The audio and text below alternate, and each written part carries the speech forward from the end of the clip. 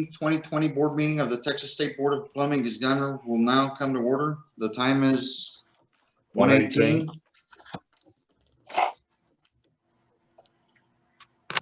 Due to the Governor Abbott's March 13, 2020 proclamation of the state disaster affecting all counties in the state in Texas due to coronavirus COVID-19 and the Governor's March 16, 2020 suspension of certain provisions of the Texas Open Meetings Act, this meeting will be held by video conference as authorized under the Texas Government Code section 551.127. Members of the public will have access and the means to participate in this meeting by two-way communication by visiting the link posted on the agenda. A copy of the agenda is available under the Open Meetings tab on the TSBPE website. If you wish to simply watch the meeting live or view a recording of the meeting, it can be found at the website adminmonitor.com. Again, adminmonitor.com. So, second item on the agenda is roll call, but before I call roll call, I just want to make a comment. Well, let me call roll call first and then we'll go from there. Ms. Dawn, can you go ahead and perform the roll call for us? Yes, sir. Mr. Julio Cerda. Here. Mr. Ben Friedman. Here. Mr. David Garza. Here. Mr. Milton Gutierrez. And Mr. Robert Jalnos. Here. And Mr. Edward Thompson.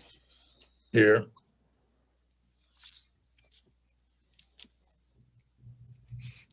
We have a quorum. Okay, thank you, Don. Okay, since we do have a quorum and we have a minimum quorum, I'd like for board members, if we are going to be stepping out of the meeting for any reason, either restroom or something that's important, can you please let us know so that we can, I guess, recess the meeting for as long as we need to? So is that okay with everybody? Yes. Okay. All right then. So next item we have public comment. I'll go ahead and read the following on the protocol. The board is interested to hear what members of the public have to say and encourages their participation. To allow for diversity and viewpoints, the maximum opportunity for the public comment, and in the interest of keeping this meeting on schedule, the board will limit comments to 3 minutes per speaker per the Texas Open Meetings Act. I am authorized to place limits on the number of frequency and length of comments.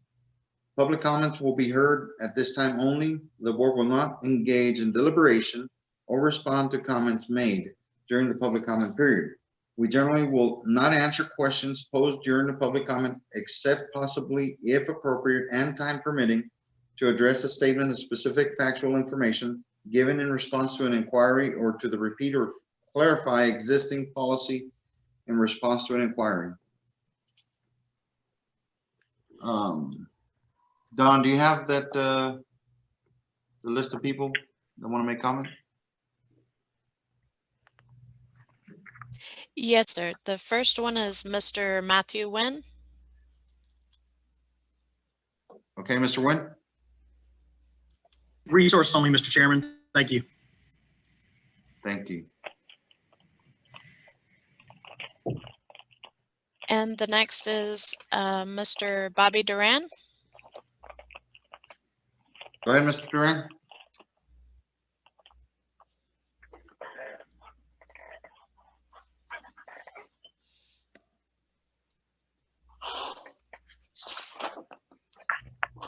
Mr. Duran? Mr. Bobby Duran? Next, Ms. Dawn?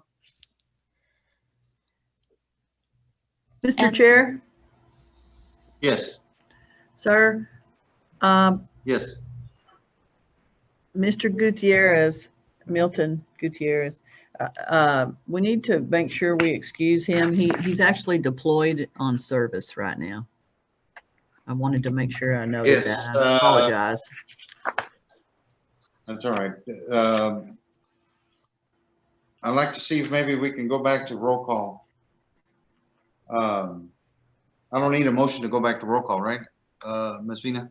No, we just need a motion to Okay. excuse. Yep.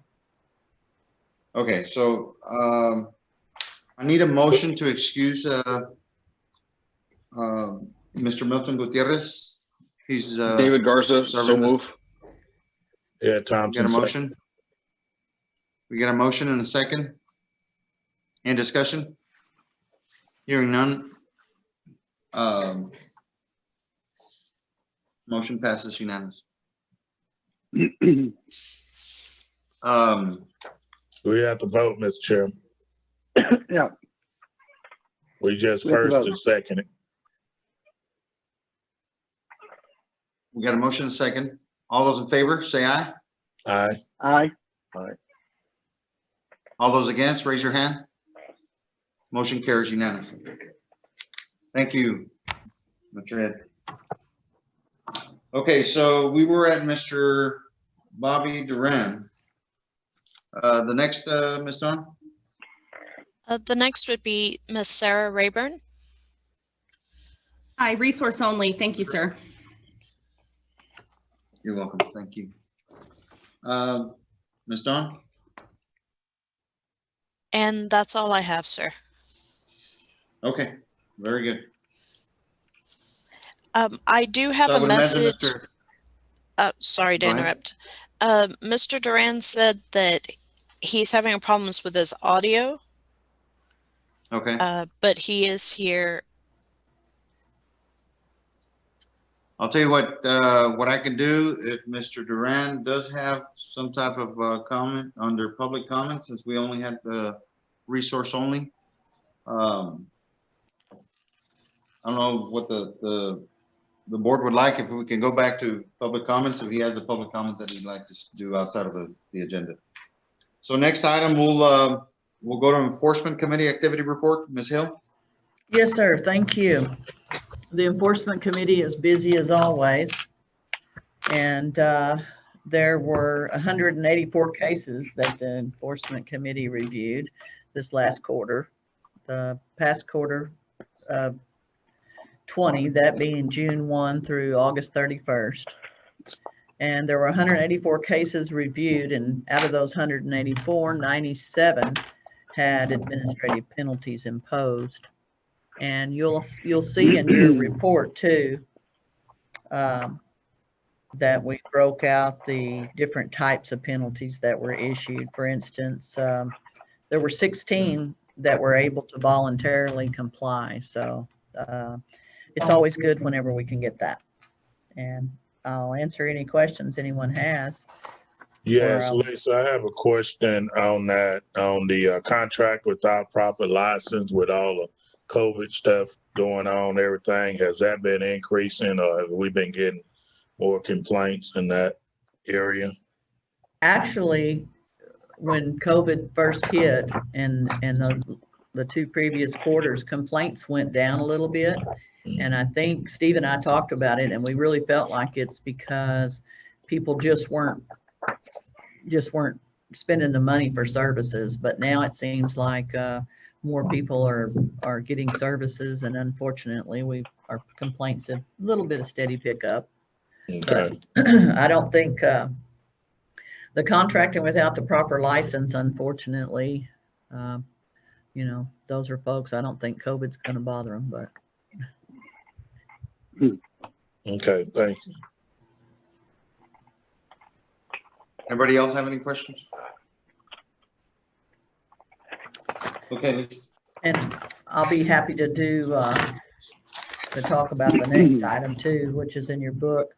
There were a total of 3 meetings that we had in the last quarter to review individuals with past criminal convictions. And there were actually 132 people that got reviewed. That's a lot of work. The enforcement department does a lot of work. Of those 132 folks, 47 of them were able to be approved. And 69 of those were renewals that were approved in that group. So they were able to supply all the information. The committee reviewed them and felt that they were comfortable. And I'll be Okay. happy to move on to the next item if you would like. Do we have which any is- questions from board staff? Go ahead, Lisa. Item C. The next item, and we put in there for informational purposes, is a list of all of the pending complaints that are open in the enforcement committee right now. And they're not going up, they're going down. So that's a good thing. And we also provided the next item, which includes, if you want me to, I'll go ahead. The next item that you have are some of the individuals that were reviewed and approved through the enforcement committee, which is a schedule of applications for approval, and I'll be happy to talk about those if you're ready for those. Yes, I believe so. Go ahead. Okay. Contained in your documents there's 8 individuals that submitted all the required information, and the enforcement committee feels like they're okay to approve. And I believe, and Steve can confirm, I think there's a couple of individuals present in case we need them. But it's always good for them to see the process and be present. And I'm sure they're all eager to get approved. And I don't know for sure which ones are here, but the first individual is Dirk Burden. We have Clark Coker, Darren Drummond, Roman Flores, Texas Lane, Jason Lippy, Dominic Morgan, and Raul Rodriguez, that have all been reviewed, and the enforcement committee feels that they have furnished enough information to allow us to approve them if you also desire. I have a Is question. there any of the, Go ahead, let me just ask Chairman. real quick, as far as if there's any individuals that Lisa just mentioned that would like to speak?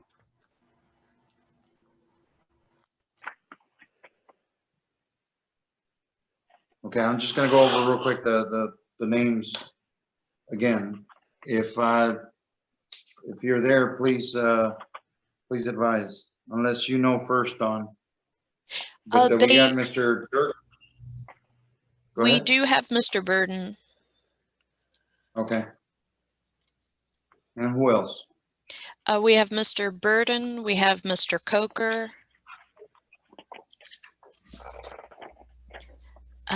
We have Mr. Lane, Mr. Lippy. Mr. Lippy.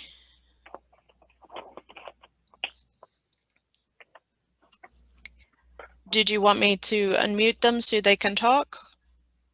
No, not yet. I just wanted to know who was in there first, and then, but first I gotta go turn it over to Mr. Thompson. You had a question? Yes, I had a question, Mr. Chairman, on Dick Burton.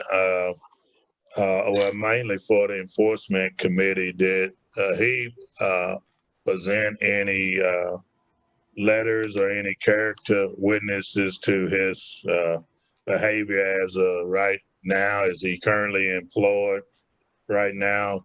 Can someone give me some background, latest background on Mr. Burton? I've got some notes on it. We have a letter from the responsible master, Andy Miller, In the middle, a good parole officer letter. He has a certificate from Amarillo Transition Treatment Center. He's been attending for, look like 9 months. 9 months. Okay. Had another master letter from Harold Barclay. And of course, he's still on parole. He will be on parole till 2038, but he was Okay. released 10/10/18. Okay. It's up Anybody to else you, have any Mr. questions for staff? Chairman. Is Mr. Burton want to say something? Yes, sir. Ms. Dawn, can you please unmute Mr. Burton and see if he'd like to say something to us? Yes, this is Dirk Burden. Can you hear me? Yes, sir. Go ahead. I just, I can go back to all the bad things that happened in my life that led me to using drugs. That would just sound like excuses. Every poor decision I ever made, I own it. I made some really life-changing mistakes in my time. I started plumbing when I was 18 years old. I got my journeyman plumbing license when I was 22. And then I lost it due to the fact that I was incarcerated. I can tell you I'm not the same man I was 8 years ago. I've been clean for 8 years. The last 2 years of my life, I've spent trying to win back the love and the respect of my family, the trust and respect of my employers. I'm just, the plumbing industry is all I know. I've been doing it my whole life. I've done commercial plumbing, residential plumbing, repair plumbing. I'm not a danger to any person or a threat to anybody's property. And I respect any decision that y'all make. If you believe that people can change, I ask that you believe in me and give me the opportunity to support my family again. How old are you now, Mr. Burton? I'm 46. 46.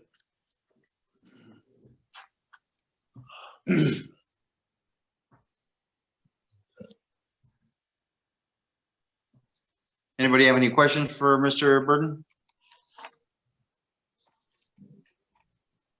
Well, thank you, Mr. Burton, for your time, and we'll take it up for motion a little bit. Okay, thank you. Mr. Serta, Yes, ma'am. I believe Trust Plumbing, the responsible master plumber for Dominic Morgan, is also in the background somewhere there. I saw it pop up. Okay, what was his name again? Dominic Morgan. Yeah, but his master plumber is there somewhere.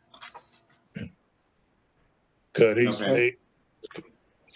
Could he speak a little bit about Dominic, where he at today, and the trust and confidence that he have in?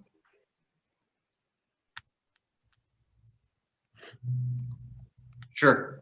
Let me jump into the second one that we have on the list, which is Mr. Clark Coker.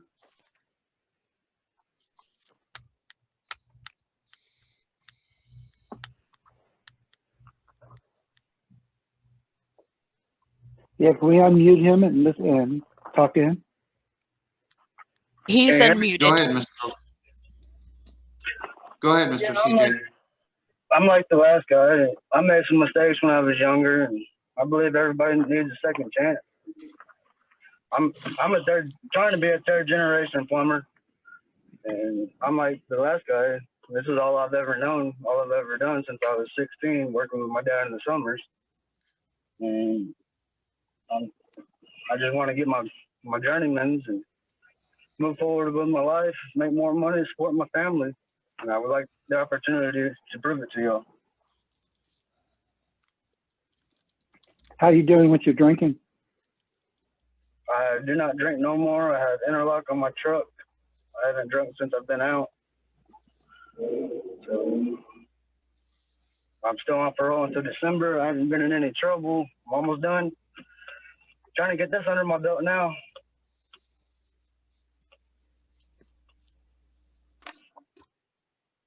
Anybody else have any questions for Mr. CJ Coker?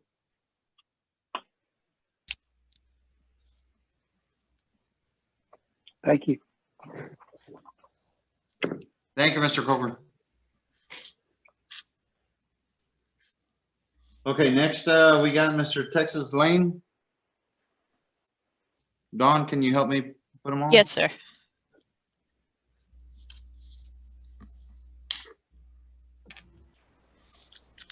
Mr. Lane? Yes, can you hear me? Yes, sir. Yes, sir. Go ahead.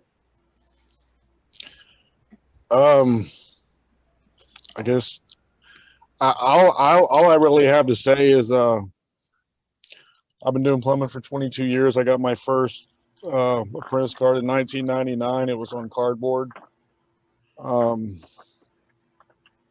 I've made some mistakes like these other gentlemen have spoke of. What I can tell you is what I'm doing today. You should have in front of you the things that I've done in the past, over the past 2 years, as far as my rehabilitation goes, before I went to prison, while I was in prison, and since I've got out of prison. I go to at least 3 meetings a week. I'm very active in Alcoholics Anonymous. I carry the message into treatment centers on a weekly basis. I've been in Hughley Hospital in Fort Worth. Last night I was in Pine Street in downtown Fort Worth. I also carry the message to Hubbard, Texas, carrying the message back to the treatment center that I went through in 2018. This is a way of life for me. I'm on parole. I have to get my papers signed for those meetings, but it's not just paper signing for me. It really is a way of life. I have experienced some very wonderful and amazing things in sobriety, and it was absolutely heartbreaking to me that when I was convicted, and as a result of making my mistakes, I have made mistakes. I'm not a victim. I own those mistakes. And I'm trying to do everything I can to rectify those mistakes. I will tell you this, since I've gotten out, I applied at one company, and when they hired me in the interview, they said that they thought this company would be great for me. And it's the most amazing thing I've ever experienced. But this company, we actually do Bible study once a week on Thursday mornings. And I'm going to tell you, it's been life-changing for me, because what we focus on, number one, is bringing people to Jesus Christ. Number two, is plumbing second. And I never thought there was anything like this out there. I'm very, very happy about where I'm at. It's just not anything like I ever imagined. So I really beg of your mercy to let me have my journeyman's back. Thank you. Thank you. Thank you, Mr. Lane. Next up, we have Mr. Jason Lippy. Mr. Chairman, did you do number 4? I don't believe in He's number not 4 is. He's not available. I don't believe him. Yes. So number 3, Mr. Dwayne Drummond, I think you skipped number 4. 4. Yeah, we skipped 3 and 4, and 8 are going to be skipped because they're not. I believe they're not. They're not here. Am I correct, Don? Yes, sir. Okay. Gotcha. Okay, so Mr. Jason Lippy.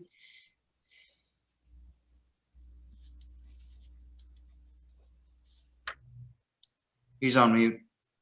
Yes, sir. Okay, Mr. Lippy, go ahead. Can you hear me? Yes, sir. Yes. Go ahead. Okay. I've been plumbing with just an apprentice, trying to work my way to a journeyman since I was 15. I'm 39 years old now. I've been working with my dad, Wiley Slagle, out of San Antonio. He's a master plumber. I'm also an electrician, trying to get my apprentice back there too, work offshore and stuff. And I've made mistakes in my life too. And I want a chance to actually take the journeyman's, because I know I'll pass it, with a really good score, because I've been doing plumbing. That's all I know. Plumbing and electrical both. I went to take the tradesman years ago and failed it. So I really want to get a chance to, even if I start all over, hours and however it takes, I really would like a chance to do this. I'll do whatever it takes. And I've been attending anger management class. I'm still on parole. Got a few years, about I think 6 years left on parole. I'm actually fixing to go to my meeting right now, my parole meeting in the next hour. But I would really like a chance to get it back. That's why I've been trying to stay on top of everything. I'll send y'all guys whatever you need to know, and answer any questions you'd like. Okay, Mr. Lippy, well, thank you so much. Board? I just have a Thank you, comment. Mr. I Lippy, mean, for your time. yeah, Go ahead. I have a comment. Mr. Lippy, I'm happy to hear that, you know, you've got all this experience and stuff and that you've got everything under control, because we definitely could, you know, we need plumbers in the state. So I hope you keep up with your anger management classes, and, you know, we end up giving you a chance to sit for your journeyman's exam so that you can join the ranks of the rest of us. Thank you for, you know, everybody makes mistakes, and we just thank you for working hard to turn your life around. Okay. Thank you, Mr. Lippy, for your time. Thank y'all very much. Next, I believe we have the responsible master plumber for Mr. Dominic Morgan. Is that correct? Yes, sir. One moment.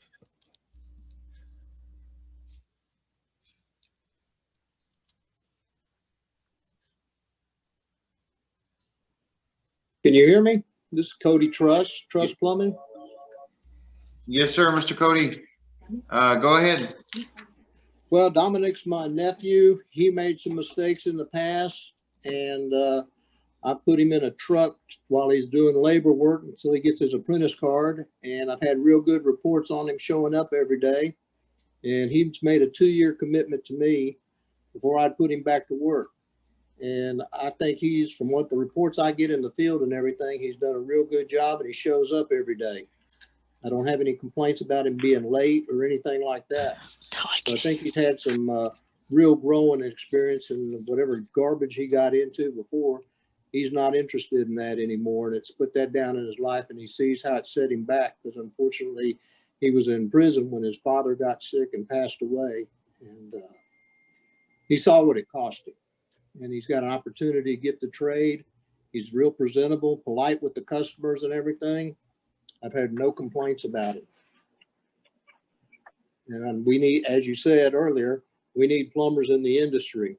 And the last time I met with Lisa and the board some years back, and we went through this with a similar young man, and that man is now a responsible master and doing quite well.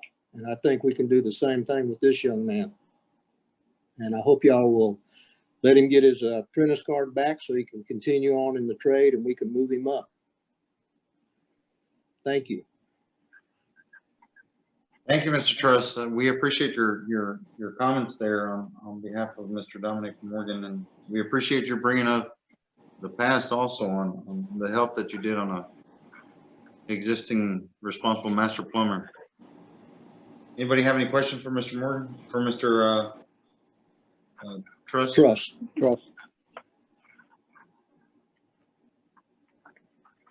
Okay. Thank you. Thank you, Mr. Cody Truss. Thank you very much. Yes, sir. Okay, so I'd like to go back to Mr. Dwayne Drummond. Does anybody have any questions for staff on Mr. Drummond?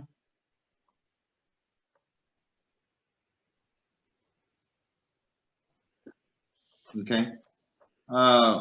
What about Mr. Roman Flores?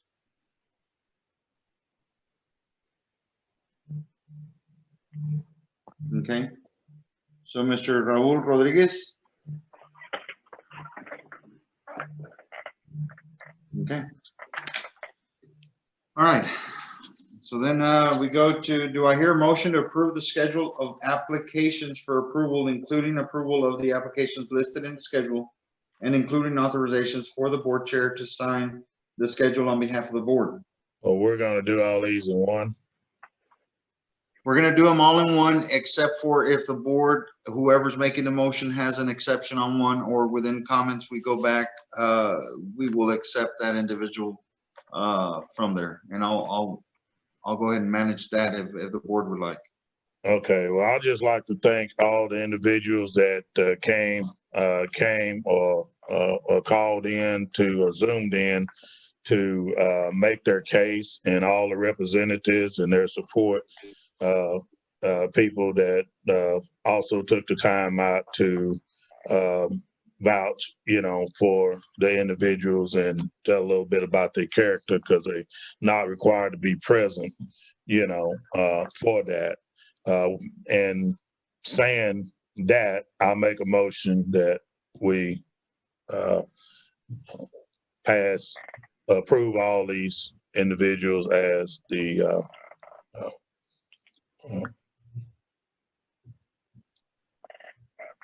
enforcement committee has approved. Mr. Okay. Thompson, are you also going to authorize the chairman to sign the schedule on behalf of the board? Yes, and I also authorized chairman to sign the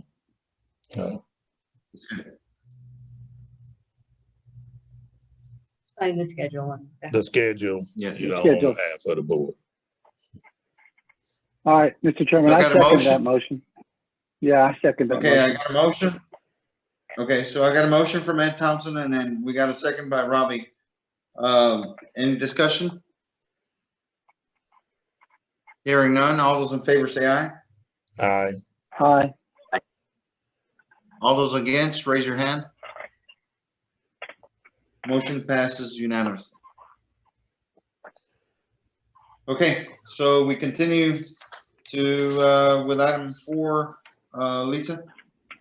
Well, there's a long list of cease and desist. As I said, the enforcement committee and the enforcement department is always busy. There's actually 17 different cease and desist orders that have been issued. I can go through the names pretty quick if you'd like. All the documents are contained in your board package there. And I'll try to not butcher all the names, but Melvin Austin, Travis Bowen, Edgar Molina, Jacinto De La Rosa, Jared Duhan Garcia. Is that Neri, Steve? Is that backwards? Rafael Gonzalez, John Hager, Justin Hendricks, Jonathan Legacy, Rusty Liddell, Stephen McCain, Matthew Onomi, Paul Rothko, Dylan Sanderson, David Wayne, and Christopher Wilson. And so there's history there now, and should they choose to violate again, Steve will have all of their records, and we can take further action if need be. And in addition, they may already have some other action coming towards them and in the process of being reviewed. And I'll move on to F if you're good with that. Does anybody have any questions on the cease and desist order issued under section 301? Okay. On F, we have a board order for administrative penalties, and that order contains all the individuals that have had a variety of different penalties, and they've made an agreement to pay the penalty. And that particular disciplinary action will eventually show up on our website as well, along with these other items. And that's a fairly lengthy list there.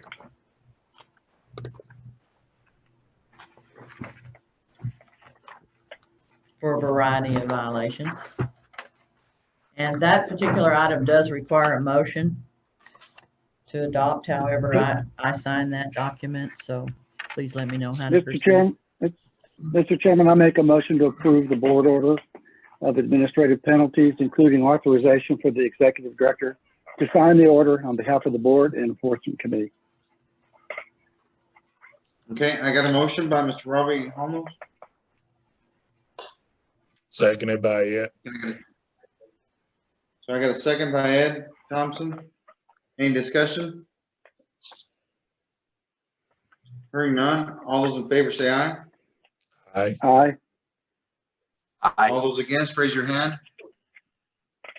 Motion carries unanimously.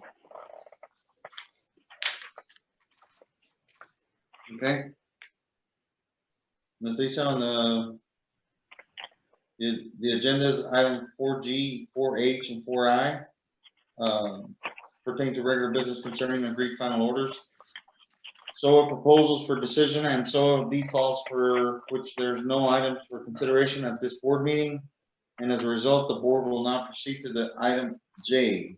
So now we go to item 4J. And I Mr. think, Stephen Davis. yeah, Steve's gonna do those.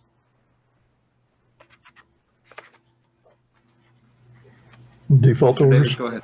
Yeah, if you would, Steve. Okay, default final orders are listed. These are ones that we did not get responses on the notice of alleged violation. I'm sorry. Should I continue on, or I heard somebody? No, go ahead. Okay, I'm sorry. Keep going. There is a list of 28. In that list, we do want to remove 3. So if I could just bring to your attention on the default order list, number 1, Martin Alvarez. Mr. Alvarez has paid his penalty, so we'd like to remove him from this list. Number 16, Paul Gonzalez has also paid his penalty. And number 22, Luis Martinez. We'd like to remove Mr. Martinez from the list as well. You said 22? Yes, sir. He doesn't show up. Mr. 20. It's not, you said Martinez? Yeah, he's not on our list. But I took him out of the order. Oh, okay. Okay. All right. So he's Yeah, off. these are ones that Perfect. came in after we submitted the initial list. So we just wanted to make sure that they were not on the final order.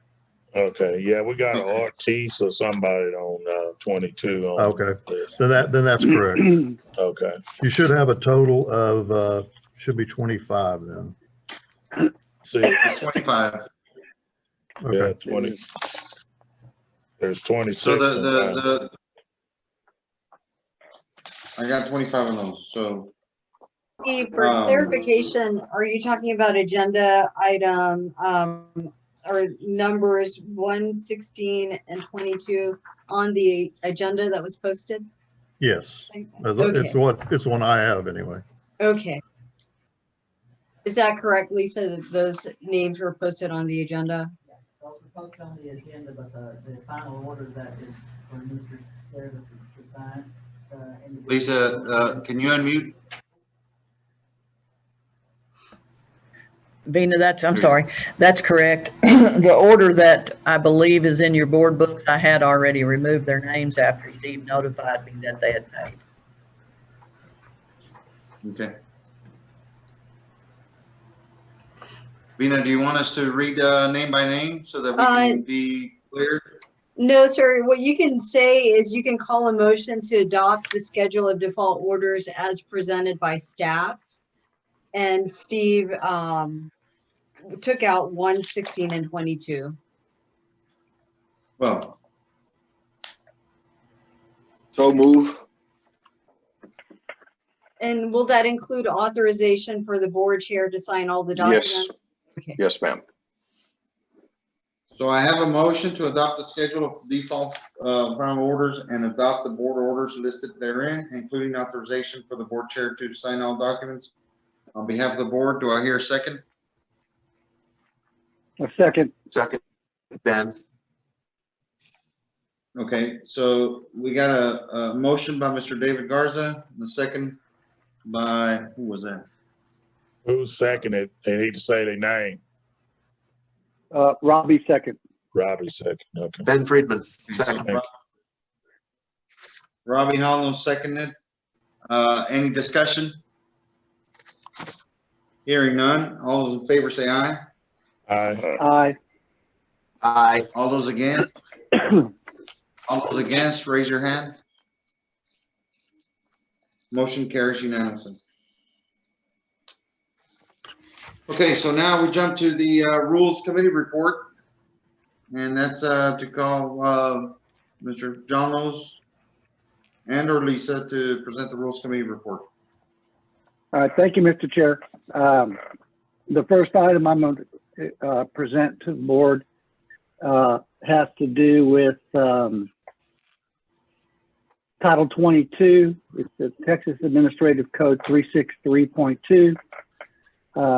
This is a preamble for the proposal of the rule amendment. What this amendment is doing is bringing the fingerprinting of all individuals involved in plumbing,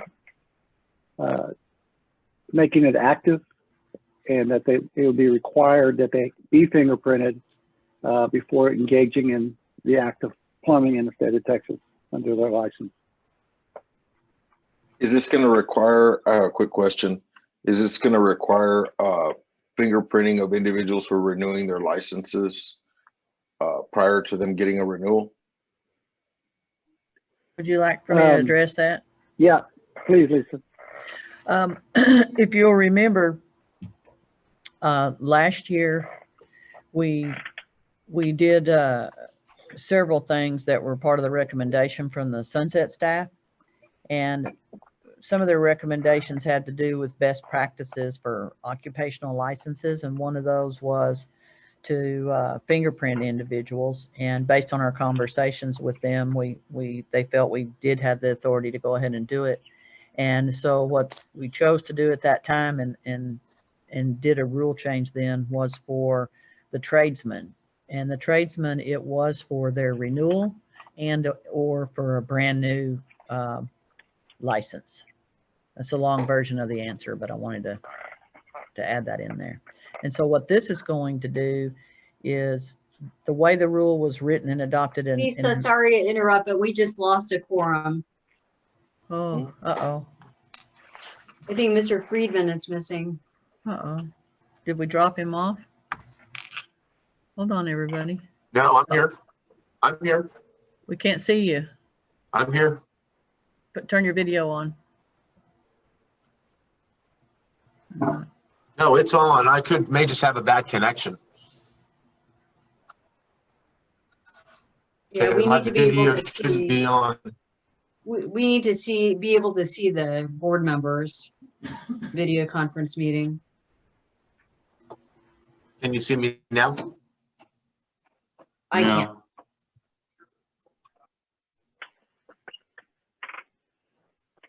No, I can't see Ben.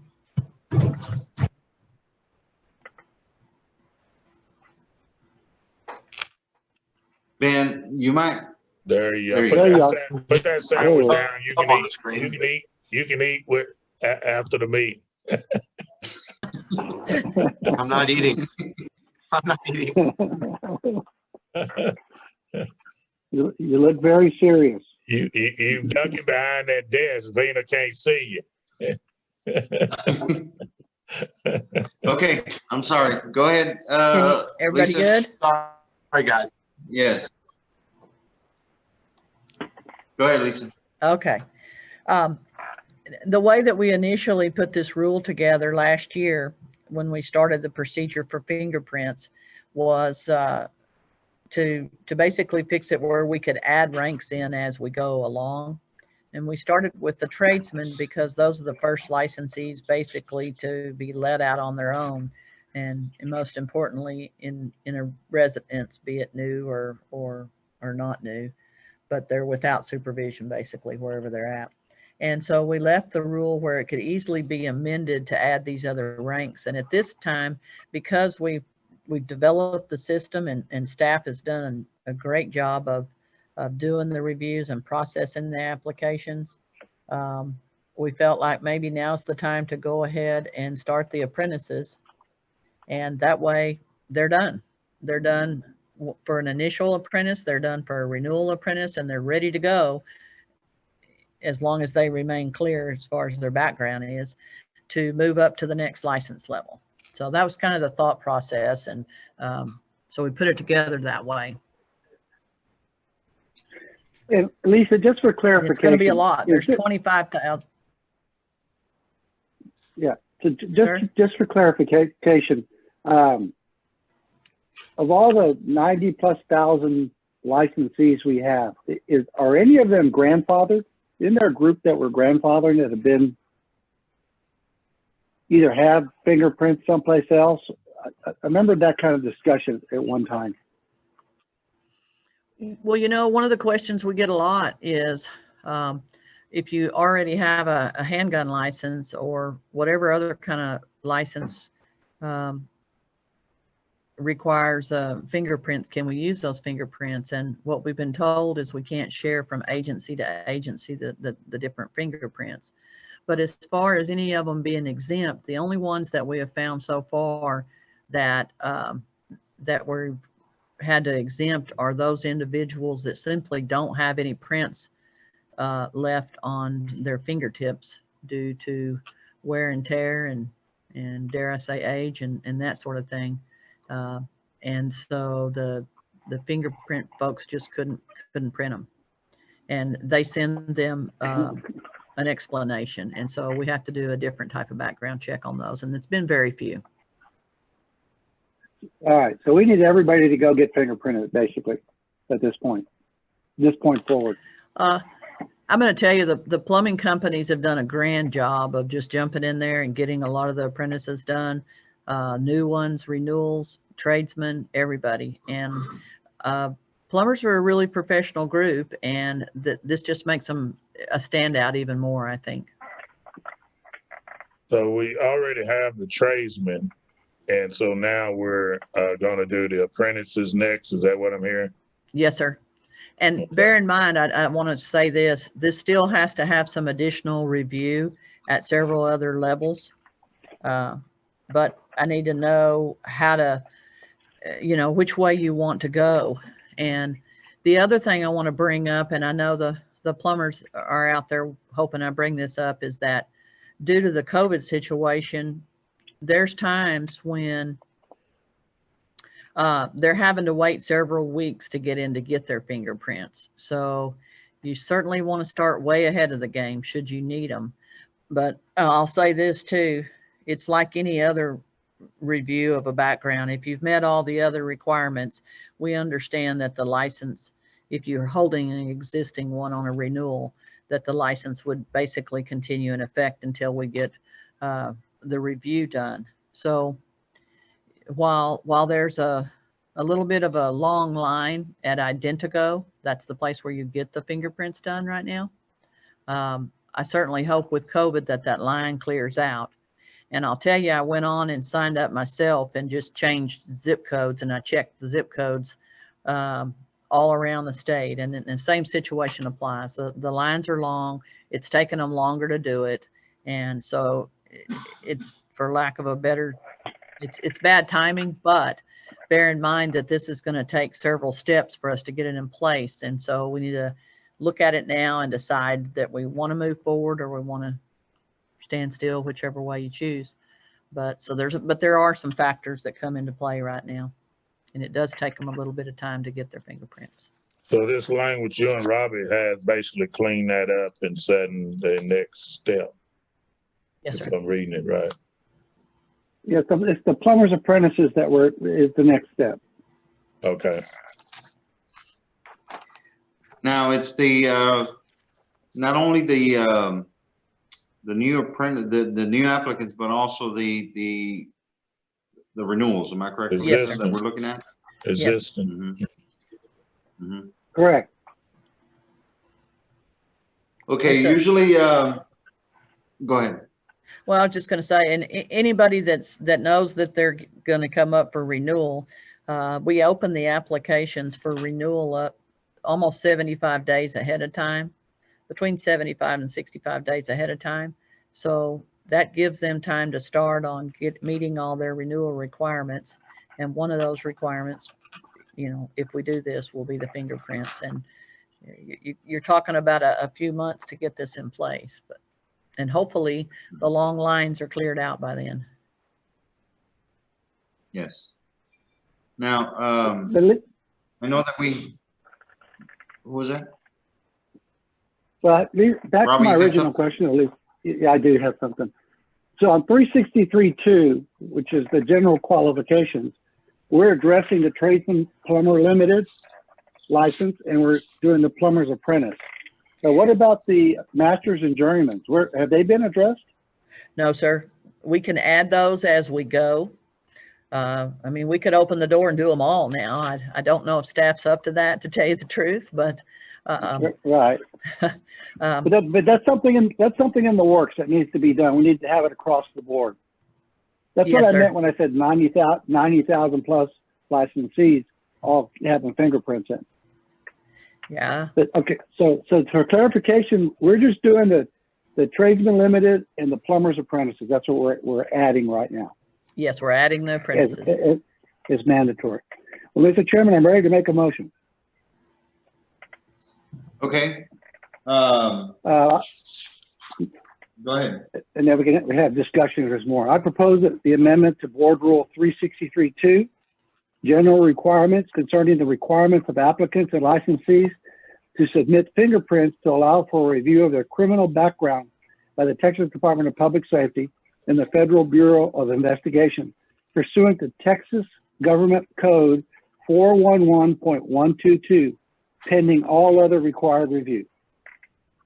David Garza, second. Do we have Okay, to add that so in we there have a for the motion. chairman? Excuse me? Do we have to add that in there for the chairman to sign off on, Lena? I don't No, see it you in the don't, motion. Mr. Thompson. This will go straight to the Texas Register. Okay, okay. It's got to go Now, through a couple of other reviews too. I do want to clarify that this is item 5B, okay? Yes, it's Yeah, we 5B. just They're out made a motion. of order. Yeah. That's okay. I do want to clarify that the discussion and the motion was made on item 5B. So we have a motion and a second. We got a motion by Robbie and a second by Mr. Garza. Now we open it up for discussion. Any discussion? Add something, sir? Yes. If it would so please anyone, if they wanted to give me some further direction on the feeling on going ahead and or maybe an outlook as far as a timeline to look at those other license types too. I think we should wait till a bunch of this COVID stuff before we add, because the other licenses to that's just for the safety of the staff and sure convenient for the plumbers. Because there's a lot of places closed. I mean, it's just really complicated trying to renew around COVID right now. I agree with you, Ed. There's no reason to send them to get fingerprints right now. When this is over with, hopefully in the near future, then we can look at it then at one of the board meetings and adopt a rule then. What do you guys think of the smaller groups? Just so that we can get maybe a couple groups and in discussions with Lisa, the other group that we thought of was the inspectors. Well, That'll come too. Smaller group. Yeah. Well, I think Yeah, for we all, hit the, yeah, go ahead, go ahead. go ahead, Rob. Go ahead, Ed. Go ahead, Ed. Well, what I was going to say is that the inspectors, the master plumbers, the journeymen, I mean, it should be an across the board, because just because you've been a master plumber for 45 years doesn't mean you don't have some new recent, criminal activity, and you're not checking the appropriate boxes on your renewals. Or past, for that matter. Correct. Ed, you were going to say something earlier? No, I was just saying, I just think for the safety of and convenience of everyone, I think, that's something that we can look at once they get a hold on this COVID or get some kind of, vaccine that comes out, I think those can wait. And there is a cost associated with this that I spelled out in there too. Okay. I know that we have some resource only, ladies and gentlemen, but did anybody ask anything, Ms. Dawn? Dawn? Mr. Stanley Briers has his hand raised. Oh, very good. Okay, Mr. Briers? Unmute, *6.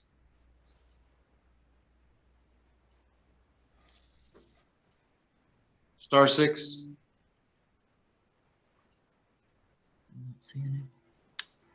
Okay. Mr. Briers, one more time. I think Dawn can unmute him, can't you? I did. Okay. Hello, Stanley? Yes. Go ahead. There you go. Oh, you did it again. You muted it again. Don, try it again. Going on with a There you go. Here. Anyway, thank y'all, and I'm here. So I don't have anything really to offer today. Well, thank you. Thank you for being with us. Appreciate you. Anybody else? Okay. So I got a motion and a second. Any other discussion? Hearing none. All those in favor say aye. Aye. Aye. All those against, raise your hand. Motion carries unanimously. Okay, so next we jump back to item 5A. So this is the adoption of the amendments to Title 22 Texas Administrative Code 361.3 concerning the fees. Okay, so we're consideration and discussion of fee changes to eliminate endorsement fees in order to streamline renewal dates. So 361.6, which has to do with the fees, is a list of all the fees and what the costs are. So, currently the responsible master plumber is $420. What we're doing is we're going to eliminate the endorsement renewals. We may charge more on your, like say, you get your medical gas, your masters, or your medical gas journeyman's or inspector. Your fee may be higher one time, but from there on forward, it's paid up. It's lifetime. We don't have to worry about it. And that has to do with the medical gas, the water supply specialist, and the multi-purpose fire sprinkler system endorsements. And that fee schedule that's listed on 361.6, it's very extensive. I mean, it just covers everything that's in there. But what we're trying to achieve is not trying to, burden ourselves with more endorsement fees and, eliminate those as a one-time fee once you get that endorsement. And Lisa, if there's anything you want to add? Well, for clarification purposes, we actually have two different situations on these fees. And I apologize if you're missing one section of this in your book. It's on the Google Doc. But we actually have a situation where we need to adopt a previously proposed amendment to the fees, which had to do with our response for removing burdens and reduction of fees. And that's actually 5A. And that is the reduction in the fee for the responsible master plumber. And we previously looked at this and did the proposal for amendment and had it posted on the register. And we had an error in posting, and there was 3 different rules. And this one did not get posted in the edition as the previous rules were, so we could not adopt it until this board meeting. So 361.3 concerning the adoption of the amendment to the fee for the responsible master plumber, we need to get adopted if in fact we want to go ahead and move forward with the reduction of that fee for the RMP. Then there's another issue that I do need some discussion on to prepare some additional rule amendments for what Robbie just talked about, which is a change in the fee for the endorsement. The endorsements being the WSPS, the med gas, and fire protection. So on A, that one is adoptable if you so desire. Right. So A, what we're doing on 361.3, all the fees remain the same except for the master fee. That responsible master plumber was $420. I don't have it in front of me, but from memory, I think we're reducing that down to $350. And that's what I'm going to make a motion on, is just reducing the responsible master plumber's license from $420 to $350. Okay, we have to state the motion a little differently. If we're on 5A, we have to say, do I hear a motion to adopt the amendments to Title 22, Well, Texas Administrative? I'm getting to that. Yeah, Oh, I'm to sorry. that. Sorry about Right. that. I just wanted to present what we're about to adopt.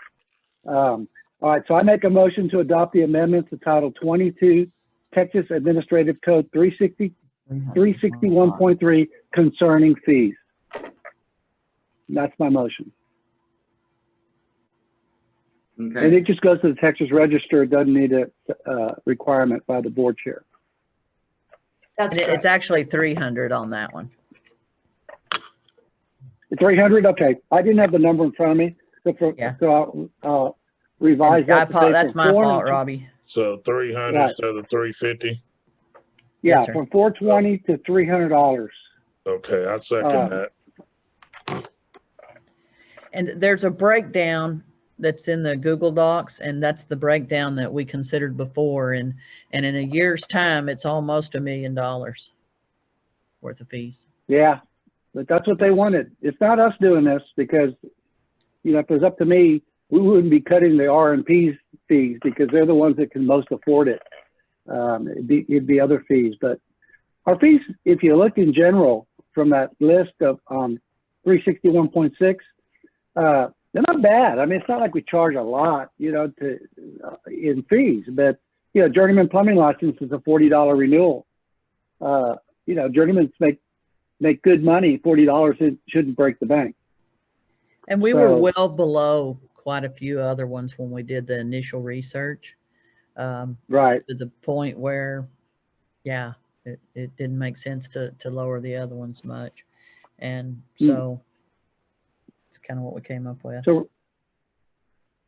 Okay, so we're going. So we have a motion. So we have a motion at this time. And we have a motion to adopt the amendment to Title 22 Texas Administrative Code 361.3 concerning the fees as presented. And we have a second by Mr. Ed Thompson. Okay, now we open it up for discussion.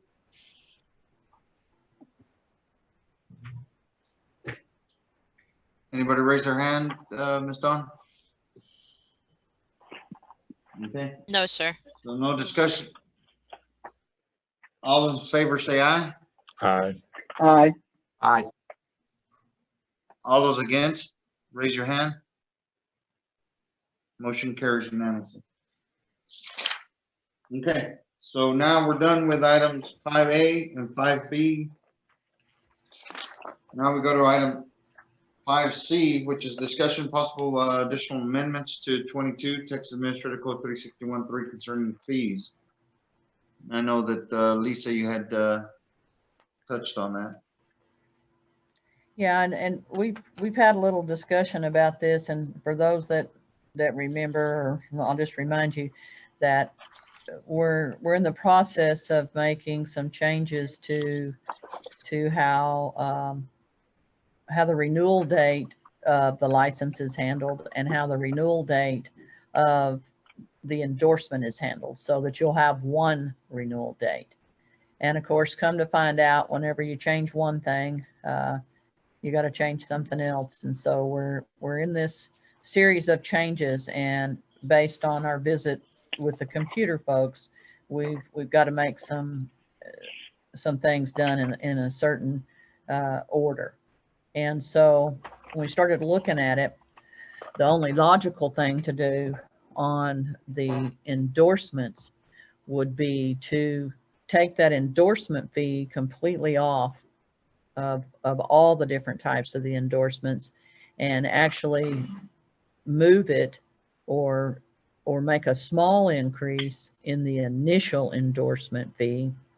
And so each year when the individual renews their license, they would actually renew the plumbing license. They'll renew the endorsement without a fee at that time, but as long as they meet all the other requirements. And the other requirements would be, of course, to hold a journeyman license or a master license, and to have taken the appropriate continuing education, whatever the case may be. But the fee for the plumber license, it won't change there. But so what you're going to end up with is almost a lifetime endorsement. And the exam fee could stay the same, or it could go up. It's up to y'all. But the initial fee that they paid for that endorsement, once they pass the exam and we attach it to their license card, what we would like to do is take one renewal fee and add it into that. And right now, just so you'll have an idea, in 1 year, the amount of fees that are collected on an endorsement are about $35,000.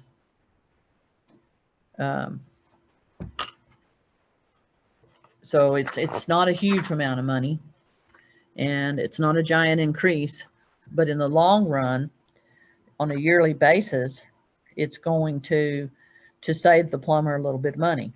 So you're going to put it in one place and move it around to another place, but their renewal, those that have these different types of endorsements, will be a little bit easier because the endorsement and the license will renew on the same date.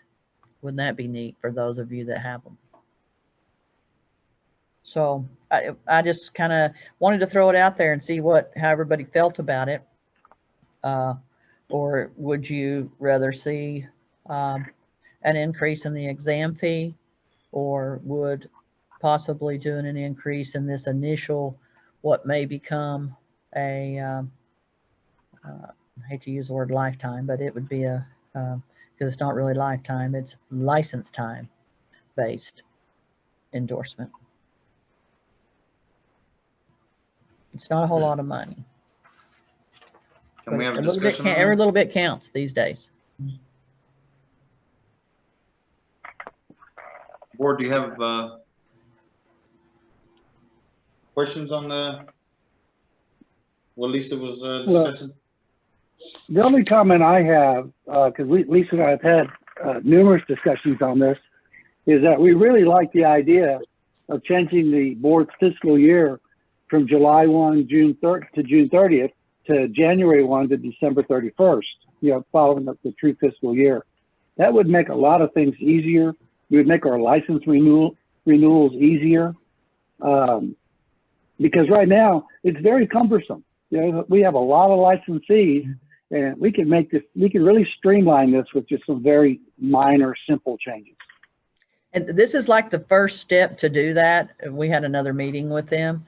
And so in getting that fee from the endorsement is the first step in moving the continuing ed to a year-long situation, the renewal cycles all together, that sort of thing. It's a sequence of events that has to occur. Right, and we're going to meet on that. We're going to have a committee meeting on that in the near future, and we'll start ironing this out. And you'll hear about it in future at future board meetings. And I guess where I'm at is if everybody's amenable to the idea, I can work on preparing a rule based on what I've learned today and a couple of other discussions, that I'll prepare a rule to look at for possible amendment. at the next board meeting if you're ready to do that. We have a consensus? Robbie? Yes, Okay. I think we're good. Okay. Okay. It's going to take a little wording and a little bit of negotiating, but I had a good meeting with the computer people yesterday, and Dawn and I talked about it some more, and we think that we can make this all happen. So I'll prepare something for you for next board meeting for that. Okay. Thank you, Lisa. Now we jump to item 6, continuing professional education committee report. Mr. Jones. Okay, so thank you, Mr. Chairman. So we've had a lot of format changes due to the pandemic, a lot of virtual classes, but there's been a lot of in-person classes also. I have the list. It's posted on the registrar that shows a summary report from July 1st, 2019 to June 30th, 2020. And just to give you an example, because remember, some of that was very pre-COVID. It was only 3 months of that were COVID months. So you had 19,812 students that attended in person. And then virtual classes, 0, So we know the big changes that's happened there. I took my own virtually. So the next report we have on the summary, which we should have for our next meeting, is going to show a crazy different number, how many virtual classes we have, but we have opened up and we do have some in-person classes. We are very mindful of the law set forth by the governor, and we follow those rules at our classes, and we feel that they're very safe to attend. So that's, any questions about because of the pandemic that we're having these virtual classes, and they're working fine. Like I said, I took it myself, and it was a fantastic class. The 6 hours went by quickly, and I thought we had, in some cases, better participation on the virtual side than we did in person. Anybody on the board or have any comments, or any of the participants have comments? What did you think of the virtual experience on there, Rob? I enjoyed mine. I can't say the provider, but I really enjoyed mine. I thought they did a great job. And I will add this. I did this very early on. That's probably one of the first or second virtual classes, because I was just curious to see how they went. And again, I can just tell you this. I was very, very pleased with it. I really liked the whole group of guys. I think there was maybe 16 people in attendance. Everybody stayed just like we are now in facial contact, except for one. He left the room. The instructor called his name out in about 30 seconds. Where'd you go? And he came back in, with a sandwich. I said, oh, I just went out to make a sandwich. So, but he could hear what was going on. So they're paying good attention to that, and I enjoyed it. Thanks. Very good. And just to add into that, it looks like, of course, we're going to address some rule changes on that too, but we still have the exemption in place for the virtual classes. We never waived continuing ed. We just went with the virtual aspect of it. And so, not knowing how this fall is going to be, I guess we're still headed down that path for now. So. Right. So anyway, on the Texas Register, there is the annual report of the continuing education classes. The report is marked by provider, so you can actually see what each provider does for what type of class. So it's a nice it's a chart basically. It's a great chart to look at. If you're curious what's going on with CPE, and that's for all of it. That's for CPE, medical gas, all the endorsements, things like that. So that part is really good. This is nice. This is and nice. Then I'll move on. Yeah, and then I'll move on to number this was more discussion. Hey, and Mr. Janos, we're going to send the final report of everything to the CPE providers after the meeting too. We're going to send. Oh, great. That'd be good. Is it going to be one that's like up to date or the same report? It'll be all of last year's report. Yeah, because this Okay. one, this one's going to go. We'll send it to them. Right. Perfect. Okay, that sounds good. And then the last part of my report is a report on the disaster relief continuing education markers. Due to we've given disaster relief markers to individuals beginning on March 26, 2020. So we started right at COVID, and we gave 3,207 markers out there to those individuals. Since then, 1,371 have taken a replacement CE course. And there's still 1,832 that need to make up that CE course. And we're monitoring that. And, you know, when license renewal time comes up, they'll have to have this all taken care of in order to renew. But I thought those were interesting numbers too. Again, we're being very, COVID, a serious situation, and we're not taking it lightly. I think we're handling it really well. Could I ask a question? Sure. Go ahead. And of course, we're in place because of the disaster, but and now we've had this disaster and pandemic and everything else, but we're getting close to the point of, I think most of these people that we gave this disaster relief to are starting to get caught up, and I know there's another big group that'll probably get loaded this weekend. Anybody have any recommendation on how long we want to continue giving the CPE disaster relief? There again, it's hard to say how the pandemic's going to go, I guess. I think it has to be tied to the code, as long as that's, still out there and all the social distancing rules and regulations in place, I think it would have to be tied to that. Just my 2 cents. Yeah, I agree. That's what we have to do.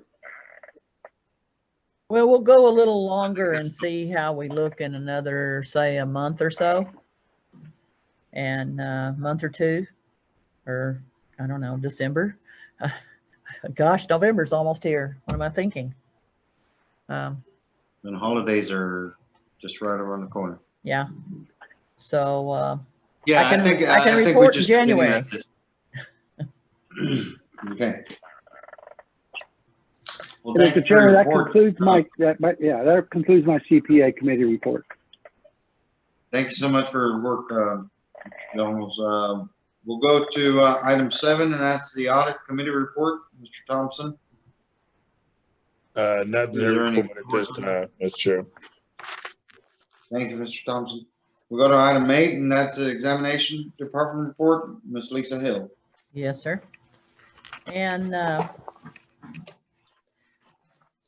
I'm going to go ahead and tell you that the exams are up and running, and we're very careful. Those examiners have done a great job. It does take us a little longer each day to check everyone in. It takes a little longer to check them back in after lunch. We have been very careful in going to some of the other locations because bear in mind we're using other people's facilities. So we have a protocol for cleaning when we leave, when we get there, whenever we leave. And we've been successful, knock on wood. And it seems to be working well. However, we're still somewhat conservative in putting the number of people in some of those rooms. So and it's regional. Some areas we just can't put too many people together. And some areas, of course, we have higher demand than other. But all in all, it's working well. and we continue to move right on through it. And I've given several different reports on the areas, but Fort Worth, Houston, Lubbock, Dallas, those are the most popular areas. And we've been in the Valley area some, in Corpus Christi. However, we've found that moving those up to San Antonio, we had a little bit larger group that we could get done in the San Antonio area. And it wasn't quite as far of a drive for those from Corpus and or coming from some other areas to meet in the San Antonio area. So that's worked out. And right now there's 589 folks that are first-time examinees that are scheduled out through January 13th. However, there's another over 130 that are second or more time returnees. 121 of those are second timers. 33 of them are third timers. 11 of them are fourth timers. One of them's a fifth timer. And we've got 2, unfortunately, that are here for a 6th time. And last time we had a 15th time. Sir? With that list, that's almost close to 200, would you say? It's about 160. There's 759 total. And this changes every day. So, but when I ran this, there was about 759 total people that are scheduled for the exam, various types of exams. Okay. The more, and believe it or just not. One question that Sir? Go ahead. Yeah, one question that I had as far as the location. I know that El Paso, we keep up with it as much as possible, and the other area of concern that I'm looking at is the Northeast Texas area, the Tyler to Texarkana area. So just we still keep in touch with those groups up there, am I correct? Yeah, Dallas is always a heavy area. And so we have the people in East Texas and all around through there, they come out to the Dallas area and it works well. And the El Paso area, before you were on the board, we've actually, it's been many years back, we were doing written exams in El Paso and Harlingen when we had a group that wanted to do them. And in most cases now, we don't have as much call because they want to come just get the whole exam out of the way. But we still have the ability to go to El Paso. Right now with COVID makes it a little bit harder. But Lubbock, that's a pretty popular spot too. Mm-hmm. And in case anyone wanted to know, there's actually out of that 759, there's 290 that are first-time journeymen. There's a pool of guys coming, guys and gals.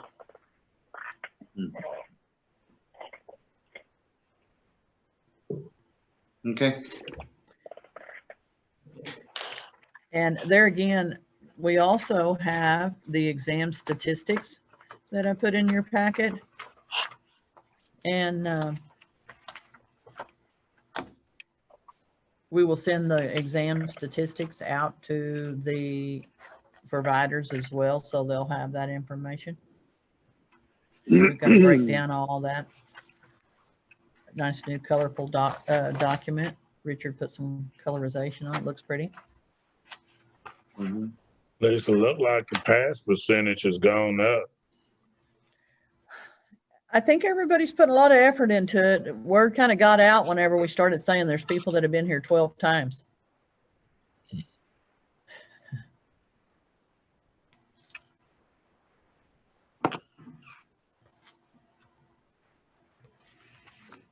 And I have another.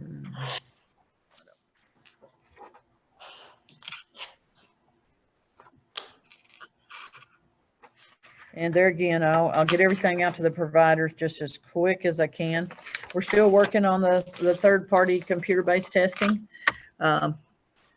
And we've really been looking at converting the computer-based here to the office as well. So we're kind of looking at that, but those are money things. So, but no one, I mean, everybody's getting in that wants to get in. We don't have any people unless they wanted to be rescheduled from the initial postponement. And we're hope upon hope that we don't have to postpone again, that we can continue our safe protocols and continue to give exams every day. Yes. And it seems like the second time and the second time or plus takers, it's gone down quite a bit. So we're working on it. okay, anything else?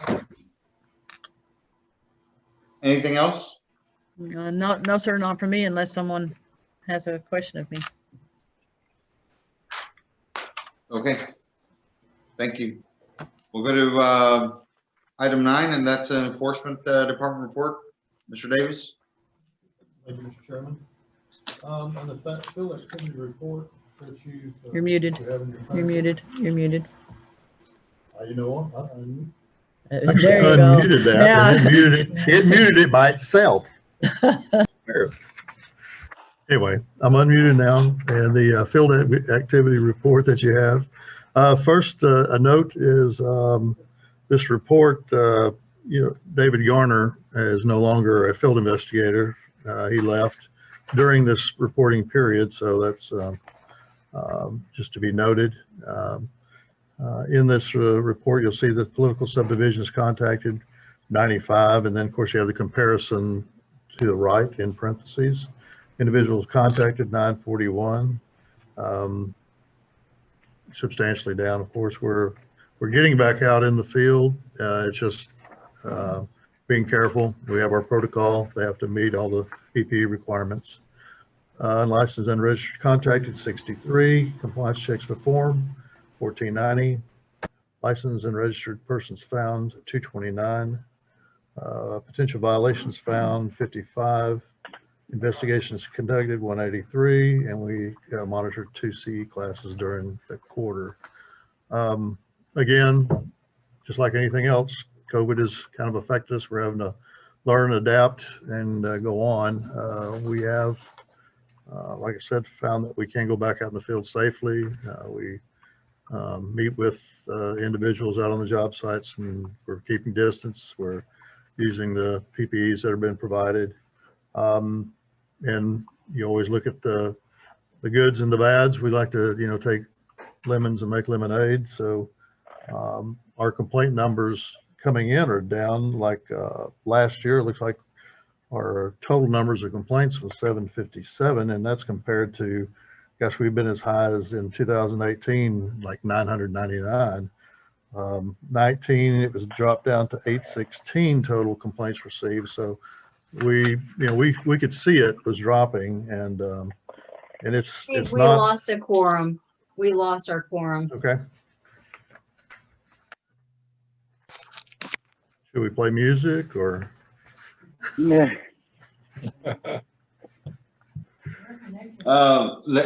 Vina, these are non-action items. Do we still need a quorum on non-action items? Unfortunately, we need a quorum to have an open meeting.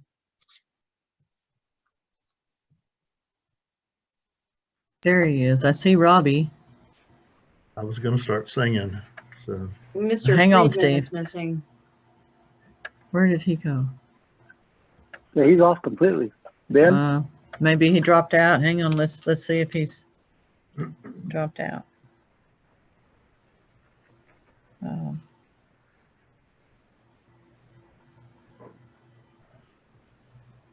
Yeah, he's not on the list. Yeah, I'm gonna see if I can raise him here on the cell phone.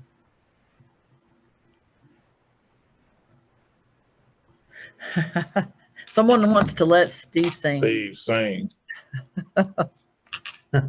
No, you don't.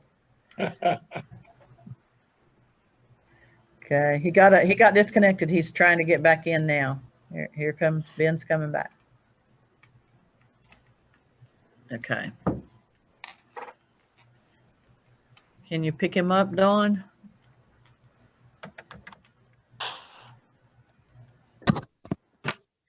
No, I don't see him yet. Okay. Let's see. I guess I was done then, huh? That's right. I'm going to step away and get some water. I'll be back in 5 seconds. Okay, well, we don't have a quorum anyway. Do we need to be in recess? Tina?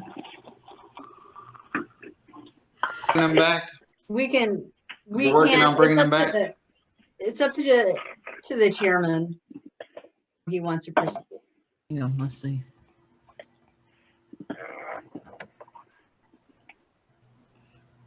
Let's do this. It's 2:48. Let's give ourselves 10 minutes, 12 minutes. At 3 o'clock, we'll jump back in. Meanwhile, can we bring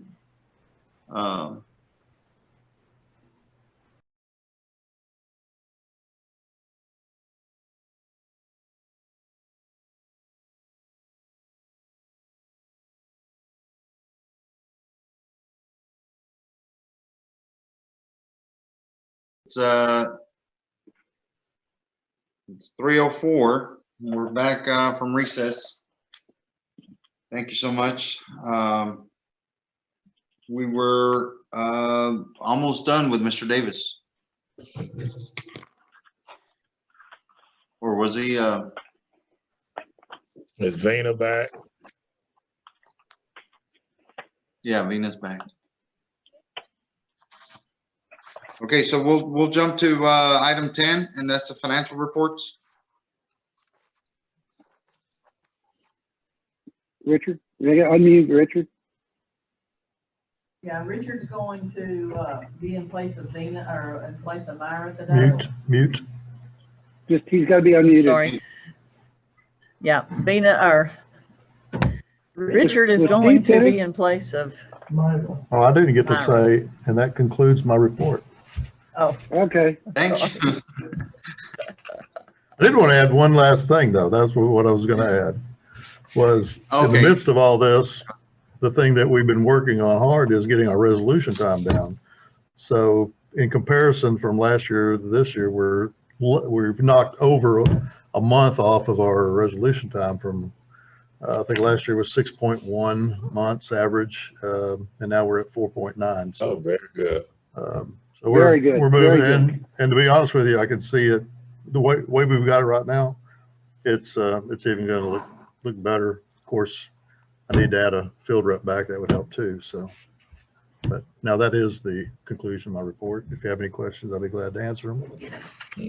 Very good report. Congratulations on that achievement there too. Thank you. Thank you, Mr. Davis.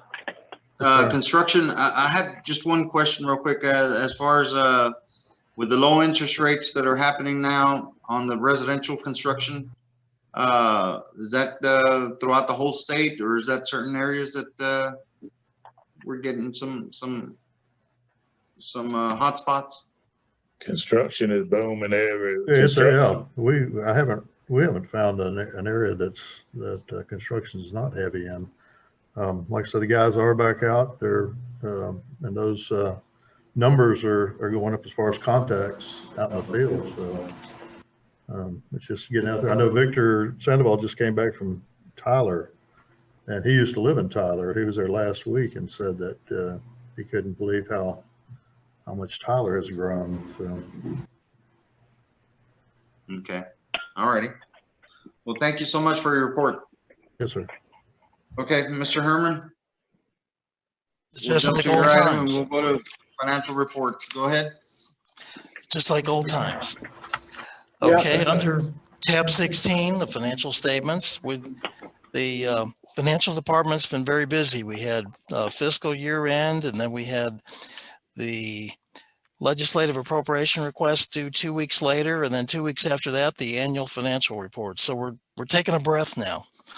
But anyway, on page one, the two schedules, the first one shows the original 2020 appropriation for the board, and then any transfers and additional revenues we received, and then what the board ended up spending in each strategy. And you notice we spent all of our money, with the exception of the conference and seminar money, which we can move forward into next year.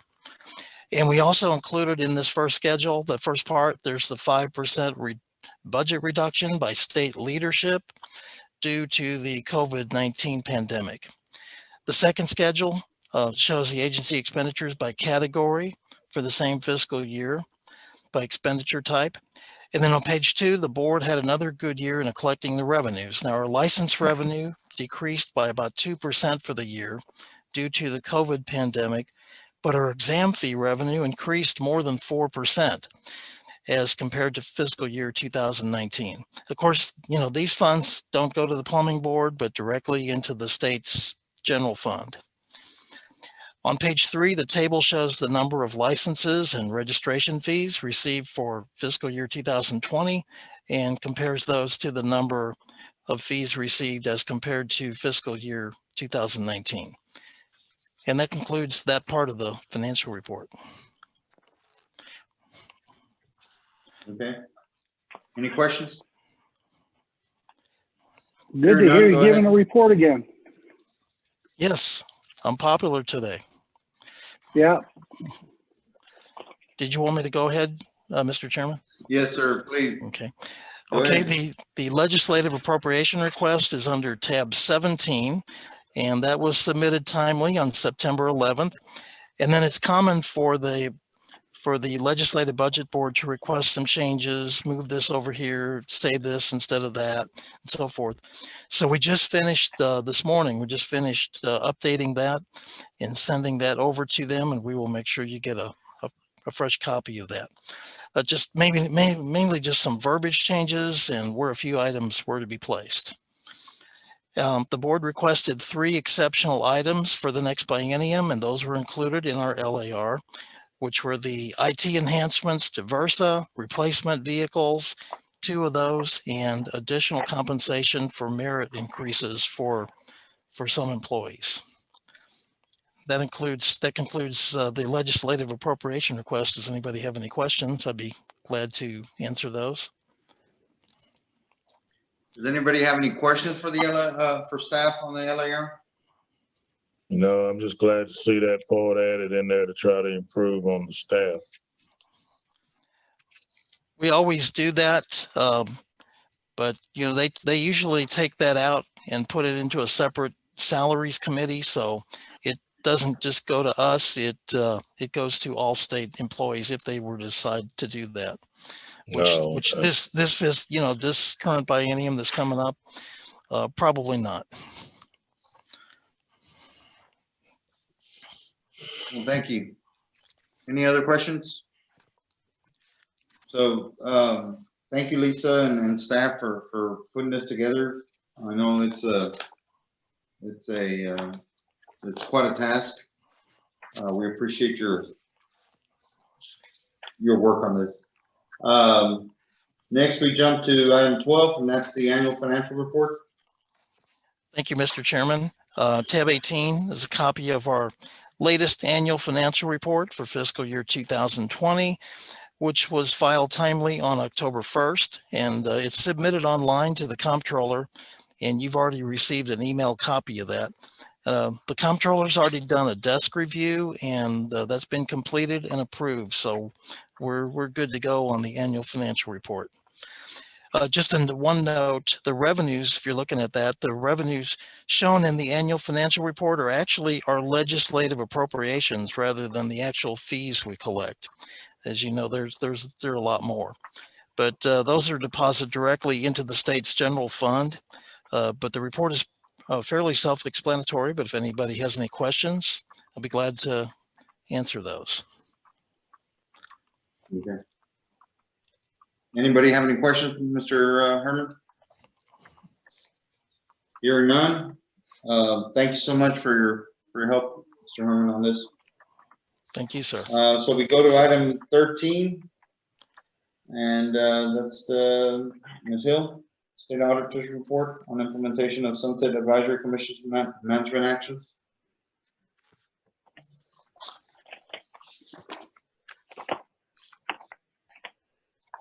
Lisa, you got the mute on. Did it again. I was going to say it's common for every agency to submit reports when requested through the state auditor's office regarding implementation of items from Sunset. And so I mentioned this earlier in the year that I expected to be contacted by them, even though ours was kind of different, to say the least. Anyhow, they did make a request to us for information on the status of several things that were recommendations from Sunset. And I completed that request, and I've offered up additional information to them and sent that back. And they are asking for some more information now. And I'm going to be happy to get that back to them. And I'll be visiting with the auditors hopefully this next week, and we'll clean up all the rest of their questions. So I'm glad people are asking questions. To me, that's a good thing. So, and I sent the breakdown of the first set of items that they wanted to are in your board package. And as soon as I know what else I need to give them, then I will also send you a copy of that. Okay. So there's a lot going on right now, to say the least. And I'll be happy to go ahead with my other items if you'd like. Yes, let's go ahead and go to your report. Okay. Steve mentioned that David Garner, who was in the Houston area as a field investigator, is not with us anymore. And he has gone to another group. And so we have that opening, and it's posted on our website, as well as the field investigator in Houston, or I'm sorry, there's one in Houston and then one in El Paso. And we have a couple other positions which we're holding on to make sure that we are able to meet our 5% reduction. So that's kind of up in the air. And we were granted another accountant. And we had an accountant, but now we're going to get another accountant. So we'll see kind of how that all works out. So job postings out there, anybody that's interested, please let us know. And we talked earlier about the status of the fingerprint program. I think we covered all of that, so I won't go back over that again. We've looked at almost every the fingerprints of almost every tradesman so far. So that's pretty interesting. Because of COVID, we had canceled a lot of our consumer outreach and our items that made us visible to the public and different groups that we like to go out and visit with. And so now we're looking at some alternatives, and I hope to have some virtual and video information out very soon for some of that consumer outreach, in lieu of the fact that it's very hard to meet in groups at this time. So that's something that we're looking forward to doing and looking forward to getting back out, hopefully, maybe at least by the first of the year. We've got several projects that we're looking at with the Health Professions Council, and I mentioned those earlier, that we're looking at doing on the renewal dates and that sort of thing. We've been, and I'm almost going off of memory and looking at my notes, but for those of you that got our email blast on the new online email renewal, I hope you liked it. And I want to say that when we sent out renewals on email, which is different than sending them out on postcards. You know, we switched from paper to postcards, and now we're doing email. And within a very short time period of sending out the email blast for renewal for the October and November folks, we started seeing them pay their renewal fees. So I think it's a great reminder, and it gives them a link to instantly go sign into their account. And it seems like it's going to work pretty well. And of course, for those that don't have a computer, we can still send them out a piece of paper if they would like. So that's working out well. I also included in my report information on our walk-up customers and our telephone calls that we get. our walk-up customers have gone down a little bit, but believe it or not, they still come by. We've got great protocols in place and a lot of safety features for staff and for the individuals that walk up and need help. We're lucky that we have a building that can be divided up and separated for different entries and different purposes and exam and that sort of stuff, and keep everybody socially distanced where needed. So that worked out well. We have seen some walk-up customers pick up just a little bit, and I put the comparison from last year to this year in there, I believe, too. You'll also see a copy of the current statistics on the plumber licenses and the registrations. They're not going down, they're going up.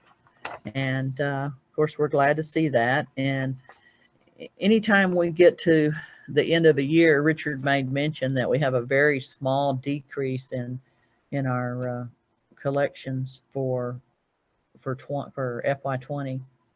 And we were just looking this morning at the month of September and October, and we can tell that we're already seeing an increase again. So I don't see things slowing down. And Ed and I were talking earlier too about the cost of buildings going up and how much building is going on. And we continue to get a lot of inquiries for people coming from other states. And so, I mean, there's a lot going on in Texas, and there's still a need for plumbers as much, if not more than ever. So we're doing the best that we can, and we want to continue moving forward. And we certainly appreciate all those people that help out and have used the online services and have came prepared for the exam. And I'm going to tell you, the plumbers that they've all came in, they've been ready. They've use the same pencil. They bring their water cups. They come prepared with masks, and we move them on through. And so it's really been a community effort between us, the plumbers, everybody getting it all done. So it's a good thing. And I guess that's all I have. I'll answer any questions and tell you what I know.